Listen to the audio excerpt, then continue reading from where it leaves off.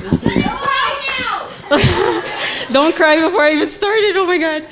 Okay, almost exactly a year ago and like 4 days ago, I stepped on a stage for the very first time.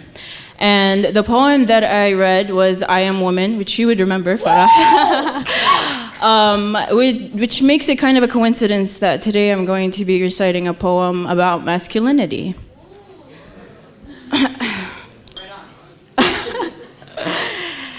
If I am to have a son, I tell him that boys do cry, and he is allowed to sob sometimes. Holding back trembling hands and tears will turn him into a quivering, wobbly thing that could burst at any time, a water balloon with thin skin. But all men have thick skin, they say, or at least they must grow it, sandpaper it till it's rough, forget all the soft they came from, see the men, I'd say to him. And the way they put their elbows on tables, their hands deep in something dead, their mouths at bones, sucking loudly at marrow, trying to get into insides, and the way they do so unapologetically, you are not one of them. Masculinity was never something that we decided on consciously, the rules unwritten, but there between lines when we repeat what we've heard 1,000 times. Boys don't cry.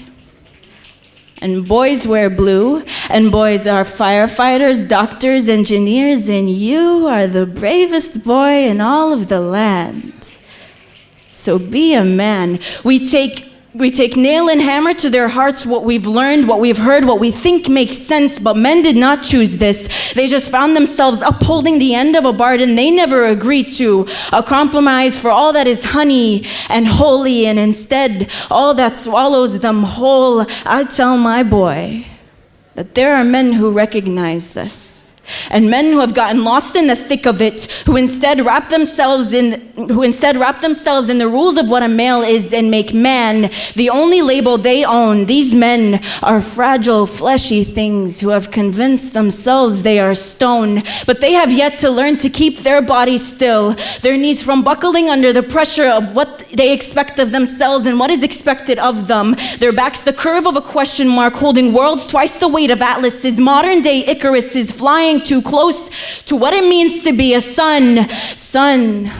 These men are exclamation marks and independence in declaration from anything that has to do with feeling anything besides rosy and red rage, a celebration of their lack of fragility, lack of femininity, lack of a period. Men who have decided that they are roller coaster hurricanes, haunted houses of humans, and forgotten what it is to be a home. They don their shining armor as though if they see the glint of silver in the mirror, then nothing will touch them. They are afraid to wear pink because it looks too much like what's under skin. They are too weak to weep, too statuesque in their stoicism. They say man up, but won't acknowledge when there is a man down. See the man, I'd say to him.